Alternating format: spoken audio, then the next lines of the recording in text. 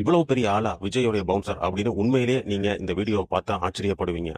விஜய ஒரு கேடயம் போல பாதுகாக்கக்கூடியவர் தாங்க இந்த நகீம் மூசா. விஜய் பின்னாடி சாதாரணமா சைக்கிள் பின்னாடி ஓடி வர பாருங்க. இவருடைய ஆண்டு வருமானம் என்னன்னு தெரியுமா? 8 நாடுகள்ல கிளைகளை கொண்டிருக்கக்கூடிய ஒரு நிறுவனத்துடைய பவுண்டர் தாங்க இந்த நகீம் மூசா. இங்க பாருங்க, விஜய் சேதுபதி சாதாரணமா இவர் கட்டி பிடிச்சி முத்தம் கொடுக்குறாரு. நடிகர் கமலஹாசனோட சரிக்கு சமமா உட்கார்ந்து இருக்கிறாரு. அதே மாதிரி நம்ம சிலம்பரசன் அவர் தோல்ல கைய போட்டு எவ்வளவு ஒரு நட்பா இந்த புகைப்படத்தை எடுத்திருக்காருன்னு பாருங்க. யாருங்க இந்த நகீம் மூசா? எந்த ஊரை சேர்ந்தவர்? 8 நாடுகள்ல நிறுவனங்களை கொண்டிருக்கக்கூடிய ஒரு நிறுவனத்துடைய பவுண்டர் சைக்கிள் பின்னாடி சாதாரணமா ஓடியாடுறதுக்கு என்ன காரணம்? இவருடைய குடும்பம், இவருடைய மனைவி, பிள்ளைகள், இவருடைய தாய், இவங்க எல்லாம் யாரு என்ன அப்படின்றத இந்த காணொலியில நம்ம முழுசா பார்க்க இருக்கோங்க. முதல்ல இவர் எந்த ஊரு அப்படின்றத தெரிஞ்சுக்கோங்க. நம்ம தமிழ்நாட்டோட எல்லையை பகிர்ந்தக்கூடிய ஒரு யூனியன் பிரதேசம் தான் பாண்டிச்சேரி. இந்த பாண்டிச்சேரியோட கட்டுப்பாட்டுல வரக்கூடிய மாகே அப்படின்ற ஒரு சிறிய ஊர் கேரளாவில் இருக்குங்க. அந்த மாகே அப்படின்ற ஊரை சேர்ந்தவர் தான் இந்த நகீம் மூசா. இந்த மாகே அப்படின்ற ஊர் பாண்டிச்சேரியோட கட்டுப்பாட்டுல இருந்தாலும் இது கேரளா மாநிலத்துக்கு உள்ள இருக்கிறதுனால இங்க வாழக்கூடிய மக்கள் 90% பேர் மலையாளம் பேசக்கூடிய மலையாளிகள் தாங்க. நம்ம பார்க்கக்கூடிய இந்த நகீம் மூசாவும் இங்க பிறந்த ஒரு மலையாளி தாங்க. கேரளாவை சேர்ந்த ஒரு மலையாளி தான் நகீம் மூசா.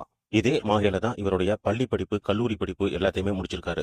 கேரளாவை சேர்ந்தவங்க முக்காவாசி பேர் அதாவது வளைகுடா நாடுகளில் வேலை பார்ப்பாங்க. அதே மாநில இவரும் வளைகுடா நாடுகளில் ஒன்றான துபாய்க்கு வேலைக்கு போகலாம்னு 2004 துபாயில இருக்கக்கூடிய ஒரு கம்பெனில வேலைக்கு சேர்றாருங்க. கேரளாவில் ஒரு அப்பர் மிடில் கிளாஸ் குடும்பத்தை சேர்ந்தவர் தாங்க. இவருக்கு சின்ன வயசுல இருந்த உடல் ஆரோக்கியத்து மேல இருந்த ஆர்வத்தினால சின்ன வயசுல இருந்தே ஜிம்முக்கு போறது பழக்கமாங்க. இதனால உடலை ரொம்ப கட்டுமஸ்தா வச்சிருந்திருக்காரு. துபாய்க்கு போன இடத்துலயும் இவர் ரெகுலரா ஜிம்முக்கு போறது வழக்கமாங்க. அப்படி ஜிம்முக்கு போற இடத்துல கிடைச்ச அறிமுகத்தினால பாத்தீங்கன்னா இவருக்கு பார்ட் டைமா துபாயில பவுன்சரா வேலை பார்க்கறதுக்கு வேலை கிடைச்சிருக்குதுங்க. அந்த வேலையும் சில காலம் செஞ்சுட்டு இருந்திருக்காரு. இதுல கிடைச்ச அனுபவத்தை வச்சு தானே ஒரு செக்யூரிட்டி சர்வீஸ் ஆரம்பிக்கலாம் அப்படின்னு ஒரு முடிவுக்கு வராருங்க. அந்த மாதிரி சமயத்துல தன்னுடைய நண்பர்களுடைய உதவியினால இவர் ஒரு செக்யூரிட்டி சர்வீஸை துபாயில சொந்தமா ஆரம்பிக்கிறாரு. அந்த செக்யூரிட்டி சர்வீஸோடைய பெயர் தான் கென்டூர் செக்யூரிட்டி சர்வீஸ். துபாயில பதிவு செய்யப்பட்ட இந்த செக்யூரிட்டி சர்வீஸோடைய பவுண்டர் தான் நம்ம நகீம் மூசா. 2008 துபாயில சிறிய அளவுல தன்னுடைய நண்பர்களோட சேர்ந்து துவங்கப்பட்ட இந்த கென்டூர் செக்யூரிட்டி சர்வீஸ் அப்படின்றது இன்னைக்கு பாத்தீங்கன்னா Dubai, Abu Dhabi, Bahrain, Kuwait, Saudi Arabia, India, Malaysia, Singapore அப்படின்னு பல நாடுகள்ல இவருடைய கிளை இருக்குதுங்க. அது மட்டும் இல்லாம துபாய்க்கு வரக்கூடிய மிகப்பெரிய விஐபிகளுக்கு பாதுகாப்பு கொடுக்கணும் அப்படின்னா துபாயோட போலீஸே இந்த செக்யூரிட்டி சர்வீஸ் அன்னைக்கு இவங்கள்ட்ட உதவி கேட்கிற அளவுக்கு இவங்க ஒரு மிகப்பெரிய செக்யூரிட்டி சர்வீஸா எப்படி வளர்ந்தாங்க.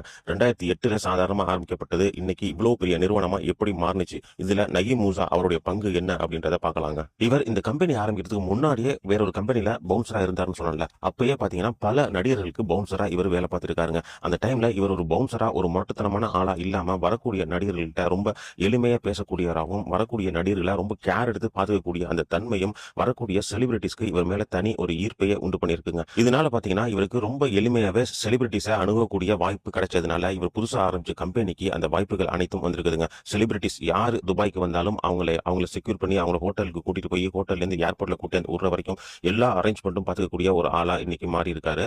இந்திய திரைத்துறைன்னு எடுத்துட்டோம்னா ஹிந்தி, மலையாளம், தெலுங்கு, கன்னடம், தமிழ்னு இதுல இருக்கக்கூடிய டாப் ஹீரோ, டாப் ஹீரோயின்ஸ் எல்லாருமே இவருக்கு ரொம்ப நெருங்கிய பழக்கத்துல உள்ளவங்க. அது மட்டும் இல்லாம இங்க வரக்கூடிய செலிபிரிட்டிஸ் பாத்தீங்கன்னா இவரை ஒரு பவுன்சராவோ இல்ல ஒரு செக்யூரிட்டி சர்வீஸ் நடத்துறவராவோ பார்க்காம ஒரு நண்பராகவே பாக்குறாங்க. அந்த அளவுக்கு எல்லாரு கூடயும் நெருங்கி பழகக்கூடியவங்க. அது மட்டும் இல்லாம இங்க வரக்கூடிய செலிபிரிட்டிஸ் அவங்களுடைய பர்சனல் வேலைகள் இருக்கும். அதாவது ஏதாவது இடம் வாங்குவாங்க, இல்ல ஏதாச்சும் ஒரு பார்ட்டியில கலந்துக்குவாங்க. இந்த மாதிரி இருக்குன்னா அந்த இடத்துல வந்து இவங்க பர்சனலா அவங்களுக்கு செக்யூரிட்டி இருக்கிறப்ப அங்க நடக்கக்கூடிய விஷயங்கள் எதுவும் வெளியில வந்துடாம பாத்துக்கிறதுல இவங்களுடைய செக்யூரிட்டி சர்வீஸை அடிச்சுக்கிறதுக்கு துபாயில ஆளே இல்லையாங்க. அந்த அளவுக்கு பர்சனலா கேர் எடுத்து உன்னையும் பாத்துக்குவாங்களாம். இவங்க செலிபிரிட்டிஸ்க்கு மட்டும் சர்வீஸ் பண்றது இல்லங்க. துபாய்ன்றது பாத்தீங்கன்னா ஷாப்பிங் மாலுக்கு பேர் போன இடம். நிறைய பெரிய பெரிய ஷாப்பிங் மால் இருக்கு. அந்த மாதிரி துபாய் இருக்கக்கூடிய மிகப்பெரிய ஷாப்பிங் மால் எல்லாத்துக்குமே இவங்களுடைய செக்யூரிட்டி சர்வீஸ் தாங்க இருக்குது. அது மட்டும் இல்லாம துபாயில் நடக்கக்கூடிய இன்டர்நேஷனல் கிரிக்கெட் மேட்ச், இந்த மாதிரி கிரிக்கெட் மேட்ச் நடக்கிறப்ப துபாயோட போலீஸே இவங்களுடைய உதவியை நாடுவாங்க. ஏன்னா இன்டர்நேஷனல் கிரிக்கெட் மேட்ச் நடக்கிறப்ப பல நாடுகள்ல இருந்தும் வீரர்கள் வருவாங்க. அந்த மாதிரி வரக்கூடியவங்கள ஏர்போர்ட்ல இருந்து பிக்கப் பண்ணி ஹோட்டலுக்கு கூட்டிட்டு போறது, ஹோட்டல்ல இருந்து கிரவுண்டுக்கு கூட்டிட்டு வர்றது அப்படின்னு அந்த வேலைகள் எல்லாத்தையுமே பாத்தீங்கன்னா துபாய் போலீஸே இவங்களுடைய செக்யூரிட்டி சர்வீஸ் கிட்ட ஒப்படைச்சிருவாங்களாம். அந்த அளவுக்கு இவங்களுடைய செக்யூரிட்டி சர்வீஸ் இருக்குமாங்க. இந்த அளவுக்கு பிஸியா துபாயில வேலை பார்த்துக்கூடிய நகீம் மூசா இப்ப சென்னையில வந்து விஜய் பின்னாடியே போய்கிட்டு இருக்காரு அப்படின்னா அதுக்கு ஒரு முக்கியமான காரணம் இருக்குங்க. ஏன்னா விஜய் அப்படின்றவர் பாத்தீங்கன்னா நகீம் மூசாவுக்கு ஒரு வேலை கொடுக்கக்கூடிய கிளைண்ட் மட்டும் கிடையாதுங்க. நகீம் மூசாவுக்கும் விஜய்க்கும் பாத்தீங்கன்னா 2006 இருந்தே பழக்கமாங்க. நகீம் மூசா வந்து விஜயோடைய க்ளோஸ் ஃப்ரெண்டு அப்படின்னு சொல்றதோட விஜயோடைய ஒரு சகோதரர் மாதிரின்னு சொல்லலாம். அந்த அளவுக்கு வந்து நகீம் மூசாவும் விஜயும் ரொம்ப நெருங்கிய நட்புல உள்ளவங்க. அந்த நட்போடைய அடிப்படையில தாங்க விஜய் அவர்கள் அவர்கள் இங்கே அரசியல் கட்சி ஆரம்பிச்சதுக்கு பிறகு அவருக்காக பாதுகாப்புக்காக பர்சனலா இவரே நேரடியா வந்து விஜய்க்கு ஒரு கேடயம் போல விஜயை எந்த நேரமும் கண் இமைக்காம பாதுகாத்துட்டு இருக்காரு. இதுக்காக பாத்தீங்கன்னா விஜய் இவங்களுடைய டீமுக்கு கொடுக்கக்கூடியது ஒரு நாளைக்கு 1 லட்சம், அங்க மாசத்துக்கு 30 லட்சம் ரூபாய் இந்த டீமுக்காக விஜய் வந்து செலவு பண்றாரு. நீங்க கூட நினைக்கலாம், ஃப்ரெண்டு தானே, எதனால காசு வாங்கிக்கிட்டு அவர் வந்து இந்த வேலையை பார்க்கணும், ஃப்ரீயாவே பார்க்க வேண்டியதானே அப்படின்ட்டு. இவர் மட்டும் இருந்தாருன்னா பிரச்சனை இல்லைங்க. இவர் கூட பாத்தீங்கன்னா ஒரு டீமே இருக்கு. ஒரு 10 பேர் கொண்ட ஒரு பவுன்சர் டீம் தான் இருக்கு. அந்த டீமுக்கான ஒரு தொகையை தான் விஜய் கொடுத்துக்கிட்டு இருக்காரு. நகி மூசா இவருடைய ஃபேமிலியை பத்தி பாக்குறதுக்கு முன்னாடி நகி மூசா அவருடைய செக்யூரிட்டி சர்வீஸ் யாருக்கெல்லாம் சர்வீஸ் வழங்கி இருக்குது செலிபிரிட்டிஸ்க்கு அப்படின்னு அவங்களுடைய வெப்சைட்ல புகைப்படங்களை பகிர்ந்துட்டு இருக்காங்க. இதுல பாருங்க, ஹாலிவுட்ல இருந்து, அதாவது ஜப்பான், அமெரிக்கா, சைனா, இந்த மாதிரி வெளிநாடுகள்ல இருந்து வரக்கூடிய மிகப்பெரிய நடிகர்களுக்கும் இவங்களுடைய செக்யூரிட்டி சர்வீஸ் தான் சர்வீஸ் வழங்கிட்டு இருக்குங்க. குறிப்பா இதுல பாருங்க, நம்மளுடைய முதல்வர் மு.க. ஸ்டாலின் துபாய் போனார்னா துபாயில அவருக்கான பாதுகாப்பை வழங்கக்கூடிய வேலையில இவங்களுடைய செக்யூரிட்டி சர்வீஸ் தாங்க இருக்கு. இது மட்டும் இல்லாம இன்னும் சில புகைப்படங்களை நகி மூசா செலிபிரிட்டிஸ் கூட இருக்கக்கூடிய புகைப்படங்களை இதுல பகிர்ந்திருக்காங்க. அது தொடர்ந்து பாருங்க. நகி மூசாவோட ஃபேமிலி, அவங்களுடைய அம்மா, அவங்களுடைய மனைவி, அவங்களுடைய குழந்தை, இவங்களுடைய புகைப்படம்